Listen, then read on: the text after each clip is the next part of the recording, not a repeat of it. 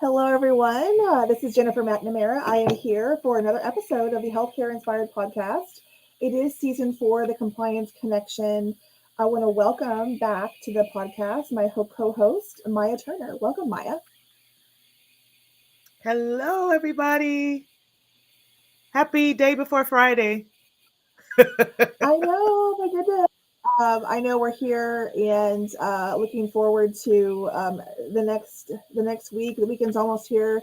So today we are all the way into, element 4 of the compliance plan. So we're going to talk about communication today, and we all know I love communication. It's my favorite topic. So I'm kind of excited for today's element. Some of the things we're going to talk about today, and I just have to get something off my chest because I've had some issues this week with just lack of communication by various entities that I use in my job.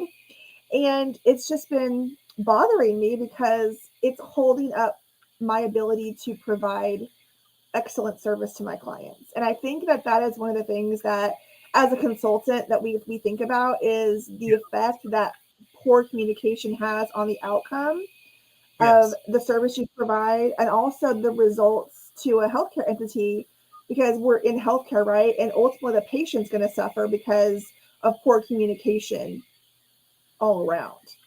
Yeah. um, and Yeah. not to say that don't have issues sometimes with the communication, because sometimes I feel like a squirrel, I'm going everywhere. And so sometimes, yes, I will take complete responsibility that I didn't communicate very well in this instance. Yeah. But I just want to remind everyone how important it is to provide very good communication to your patients, to your physicians, to your staff. And then again, the staff themselves also need to be aware of how to communicate to their managers, to supervisors. I know it can be scary sometimes, and I'm not going to lie. I have had supervisors that scare me a little bit. Been there. I know how it feels. I've had that feeling in my stomach, like, oh, I just don't want to talk to them because I know I'm going to feel just insecure and I'm going to feel like I don't matter. Because sometimes, unfortunately, I'm just going to call it out, there are people out there who don't know how to treat others fairly. It is, it is what it is. Yeah. And I'm not, saying that it's never gonna go away, because there's always going to be different personalities that exist in the world. But what we Yeah. have to find is a way to communicate effectively Hmm. that doesn't take that into consideration. Finding a way within yourself to be okay with the fact you're going to encounter these people and they may not ever change the way that they Right. deal with humanity. Right. They're never going to maybe change, but you can change the way you react to it. Yeah. I always say that, you know, communication is effective when two people walk away with each other's points of view without reserve and understanding, and then acting upon that understanding if it requires it. I think the bottom line in any great business is customer service, right? But I also Mm-hmm. feel that customer service is predicated on good communication, whether it be understanding, empathy, or action upon those two things, understanding and empathy. And so a lot of times people don't put themselves in the position of the other person to understand. But also think that when you're communicating, it's always, in my eyes, two-dimensional. What you're trying to communicate and trying to see what the other person is trying to communicate. But that has to be understood before the conversation starts and what the purpose is. And nobody really understands that the purpose and the best means of communication is predicating on what the other person is trying to say. It's always, I'm right, I'm right, I'm right. But what is the other person trying to say to make the conversation or the communication between the two parties productive? Exactly. So element 4 of the compliance plan is to establish effective ways of communicating with, compliance. And a lot of people in certain organizations don't have good communication with compliance. They don't have maybe a good way to communicate, and they don't understand the compliance that exists. And so finding a way to make it clear. It's not just about having a policy out there somewhere, right? It's not just about having a policy. It's about making sure it's understood. And Right. so if somebody does not understand the policy, doesn't understand why they have to collect a copay, why they cannot see this vendor, or why they can't do this or that, make sure that you communicate well. So if you're, as an employee, you're reading the policy, you're doing your annual training, and you come across a part of that video you're watching, you have to answer a question, and you're just like, I watched it and I read it and I just don't get it.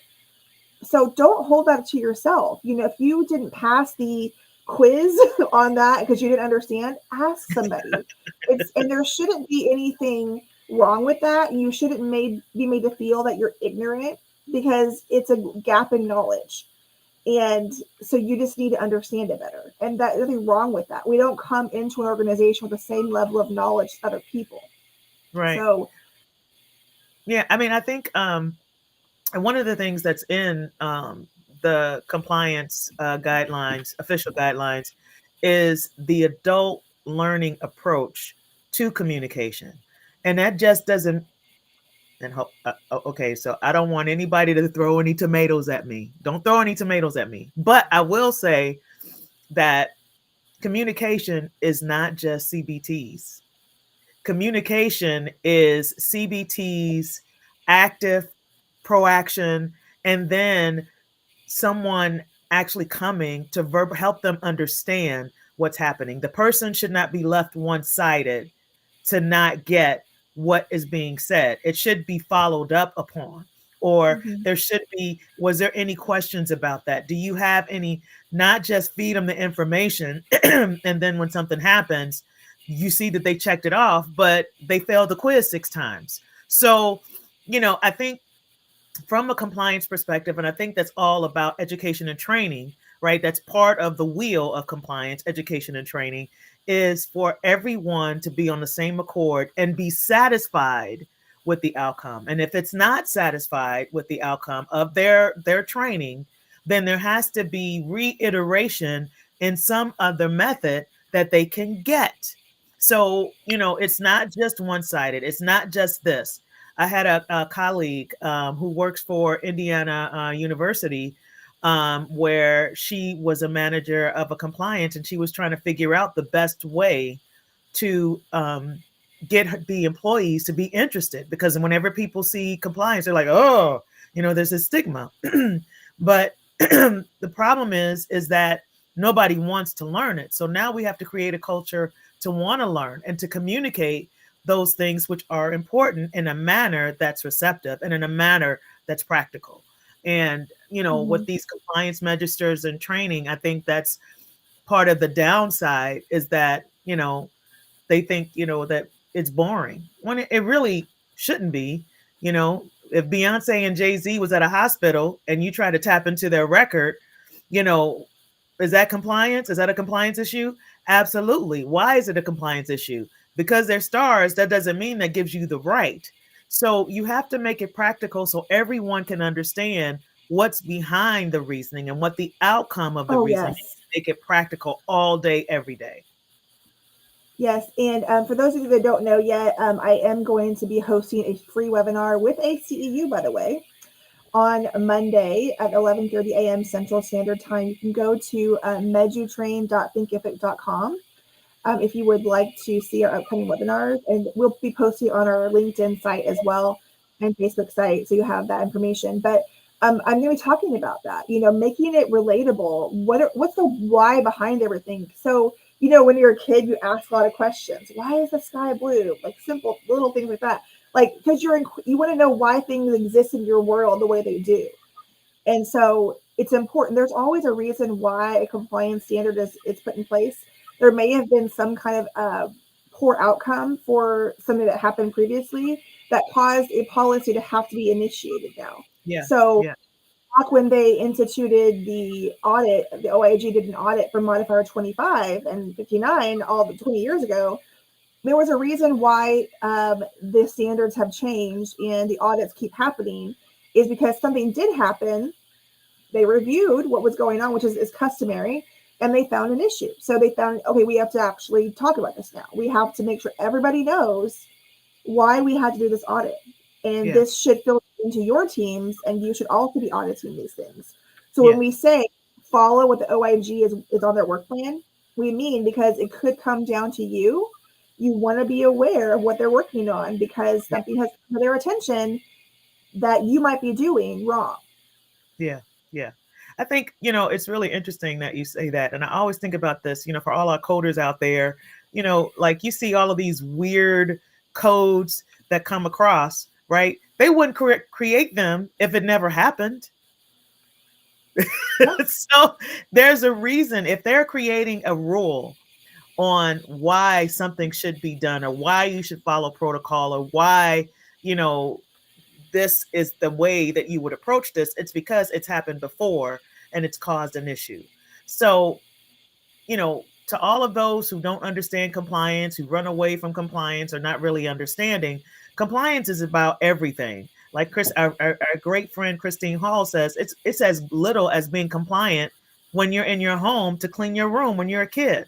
And how does that go to when you write checks? Make sure the money is there. If you intentionally write checks and the money is not there, that's a compliance issue, right? So think about those same things, but make it practical for you to understand. I'm a very big believer in paralleling something so that I understand the practical application as it relates to what is being presented to me. So if I can correlate it, then that means that I understand it. And the same thing with the adult learning approach when it comes to communication. If you can parallel that to something that could be practical to the learner, then it becomes more understood. And I think that's something that's lacking in the training and education piece of compliance. Right, exactly. And bringing it down to a personal level. If you can explain to somebody how it affects them personally, it affects their job, but have them put themselves in that human element of being a patient. Yes. And if you were a patient and you found out that somebody was in violation of something and it was affecting you personally, you would be upset, right? Yeah.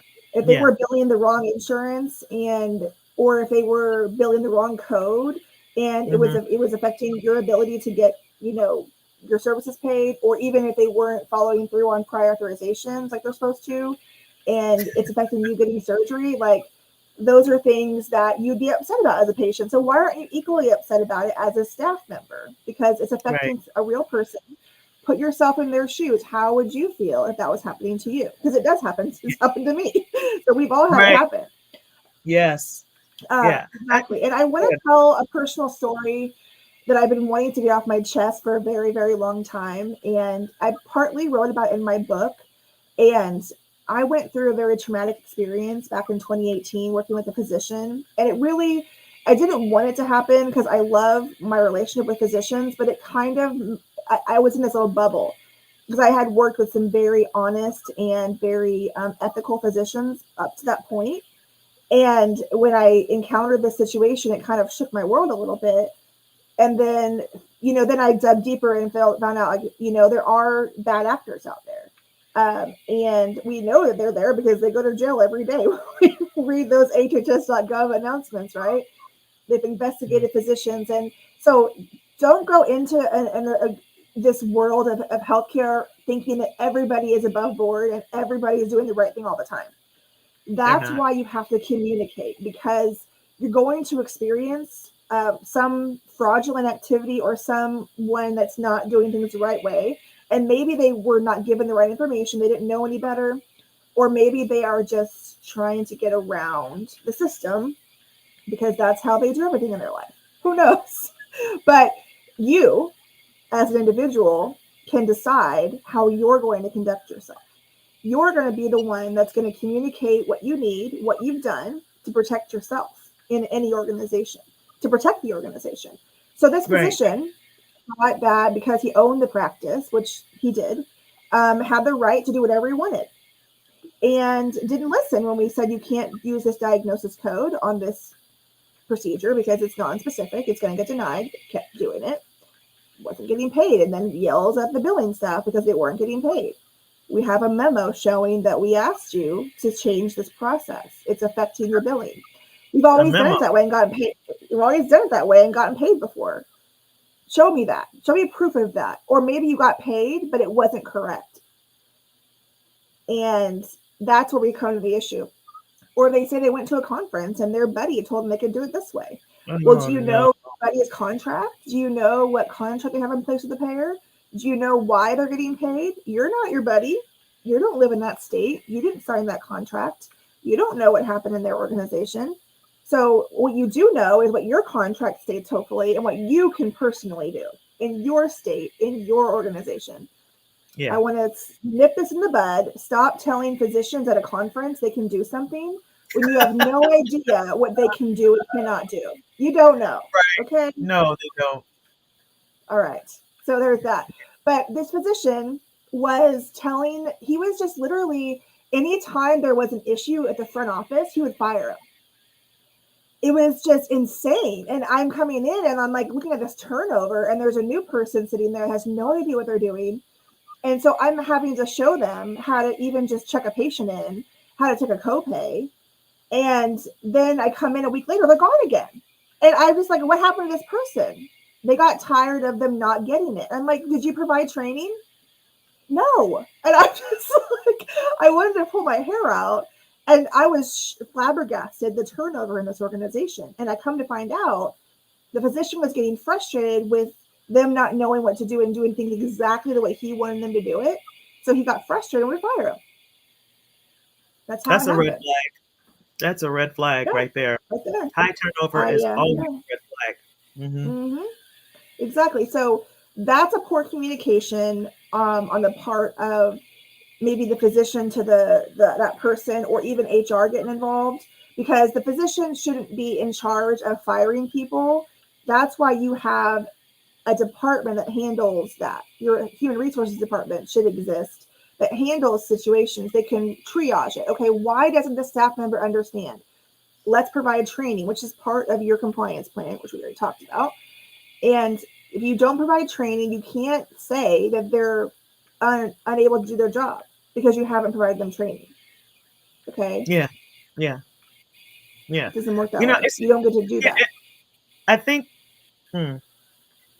you touched on a whole lot. And I think part of the issue is there's no protocol. 2, there's no manual. And 3, there's not an efficient training or optimization for the system that they're using. So the physician is out of an employee that could have potentially be good, and the physician is out because they don't understand the optimization of the system that they're using to make their communication more effective. Because the EMR is the communication for everybody, but if it's not used properly, it does not work for anybody. Exactly. And it's just one of those things. I feel like we need to be better at understanding all the pieces. And so when I had a physician recently call us to help them set up a practice, initially to start with just providing them education on billing and coding, because they were opening their own practice, leaving a hospital, and they're going to start out. They're going to have low patient count initially, but they want to understand the billing and coding of their specialty a little bit better. So we provided education for them.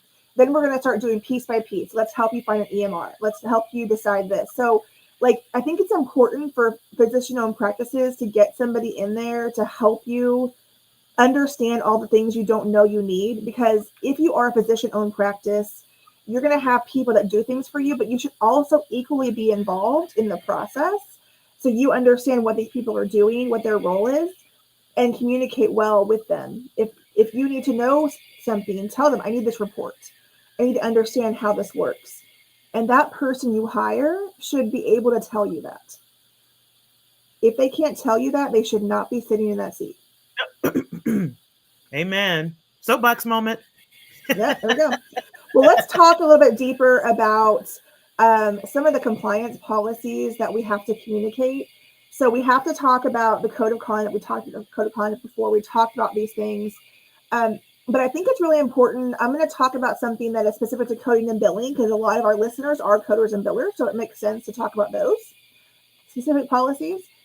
And I think there's a disconnect in what physicians understand about billing compliance and coding compliance. And so as a coder and biller, I really think it's important for you to brush up on your skills in communicating with your physician, because they just don't know. And they want to Yeah. know most of the time. They want to understand why these codes are bundled, why they can't bill these things separately. It's a big question I get all the time. There's other questions as well, but the top ones is they want to bill all these codes. They know these codes exist and they did all these things. I did all these 7 things. Why can't I get a code for each one of them? There's a code for this, right? That's in their mind. That's what they think. But I have to go back and just kind of scale it back. Okay, let's look at who's paying the bill. Just plain and simple. Either the patient's paying the bill or the insurance company is paying the bill. If you want to be an all cash practice, that is your right. But if not, you are on the hook to pay attention to the payer's policies. They run the show. They make these policies. Anybody who is footing the bill for something can decide to pay for something, and they can submit rules for that. When you go and get an insurance policy for your car, I mean, I'm doing my home insurance thing right now. I had to read my policy to figure out if I could get my damage in my home covered, because I'm not paying for it if I have insurance. So I call the insurance company and they say, what is covered here? Because I want to get reimbursed for, fixing this issue. And their policy tells me that the adjuster calls me and says, this is what we can do. They ask you a lot of questions. Is this, and this true? Then this is what you can do. And I think we don't think about health insurance the same way as we should any other type of insurance that we use in life. It's the same concept. Right. They're paying the bill to tell you how to submit your claim, what needs to be true for this to be covered. And that's it, plain and simple. If you're going to go into a patient, you're going to open them up, or maybe you're going to start with a scope, right, procedure. And you're going to then you're going to decide, okay, I'm going to convert it to an open procedure. We have a rule for that. You only get paid for one technique because it's more expensive. You did this, but it led to this. We're only paying you for the bigger procedure. How much time did it actually take you to use that scope before it went open? And so those are things that are the rule behind the why behind the rule, right?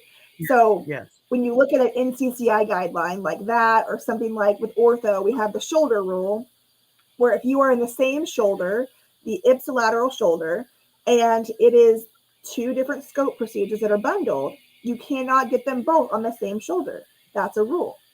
It hasn't changed. No. But I still have to explain to my physicians why they can't get these both codes, because there's a rule. Right. The reason is they expect you to do it while you're in there. Yeah. That's the and I think also, but it's really interesting. I think the physician eye is reimbursement. They don't care how, they just want to get paid. But they don't understand the why. And I think that's why they need to defer to the experts on what and the why, not just the why. And so it's often frustrating for the physician because they feel, because they're trained and they know they should get paid, they don't understand why they don't get paid. And so understanding the why on both sides is really going to be key. And how does that happen? It's communication. It's the contract. It's the PPO, right? And understanding the what's the word I'm looking for? The parameters of the why and how you would get paid. There are rules that are associated with that. Just like when you do a procedure, the physician is actually doing the procedure, and they have rules on what they can do when they're operating. Well, we have rules on how we operate to get you paid. So it's the same concept. And the physician needs to understand that when physician, operations, finance, they all need to understand why it doesn't get paid. It's not just about how much is going out the door, it's how much is being returned. So think about all the work that the physician is putting in, and think about how much that's going to be a return on all the work. And if you defer to the right people, then it's not as big of an issue because it's understood, because you communicate it. Exactly. And one of the biggest things that healthcare practitioners don't really think of is the cost involved in reworking a claim.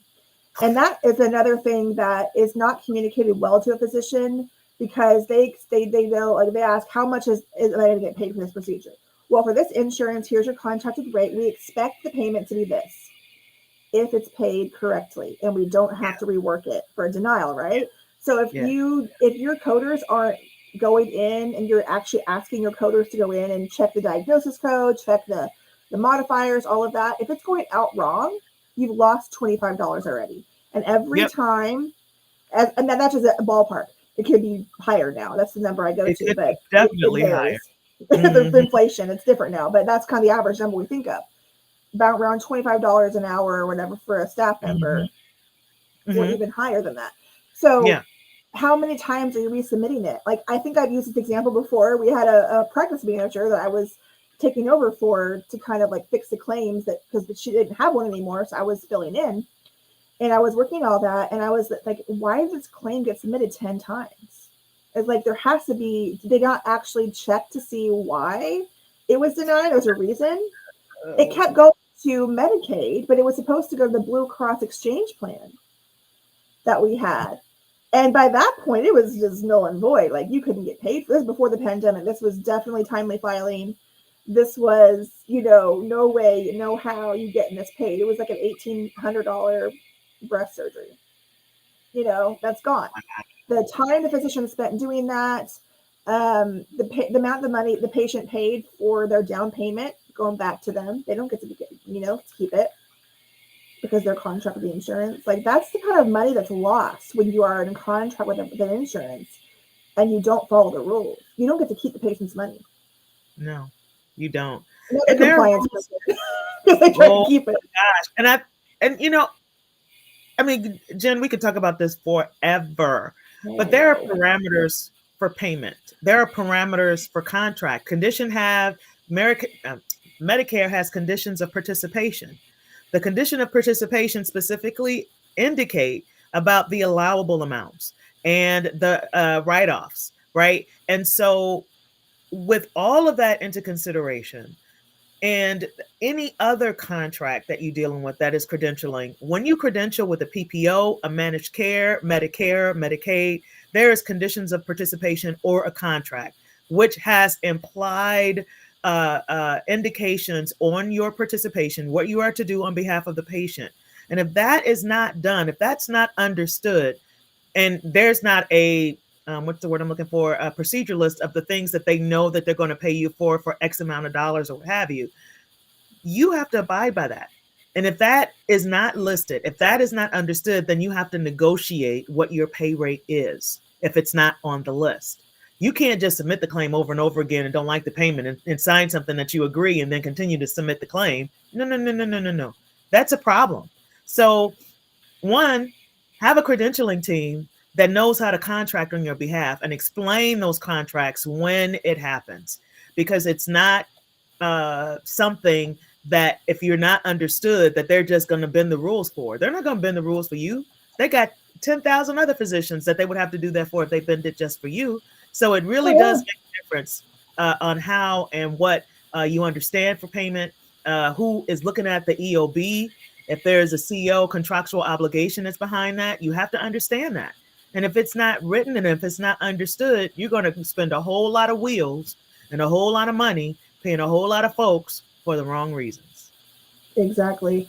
And just so we can be clear on a lot of things, there's so much we can unpack. We've only got a few episodes left for compliance, into December. We have one more month of this season. So I encourage you to take as much advantage of these live podcasts as possible. So if you're not able to attend live, just, reach out to us and we can definitely answer some of your questions, but please attend live if you can.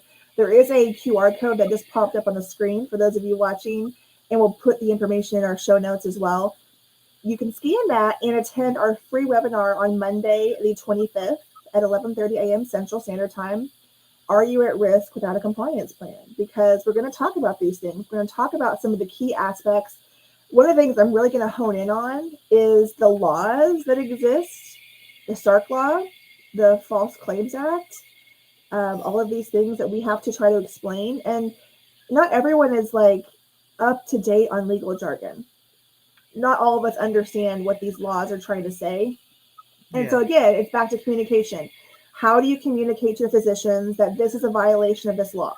They may not understand why. But why can't I do this Why can't I have my family member do their surgery for free? Why can't I see who I want to see and not charge them? Like, those are things that physicians have real questions about, and they don't Yeah. understand why. I have to answer these questions all the time. Yeah. Why can't I bill locum for a termed physician? Why can't I do this or that? Why can't I? Because, there's a lot of things that are happening these days. Incident to rules being broken. There's a lot of locum issues happening lately. A lot of organizations are hurting to hire staff, and they think they can use the locum rule to do that. Yeah. Use Yeah. it as an Why employment can't I do a agency. locum on a nurse practitioner?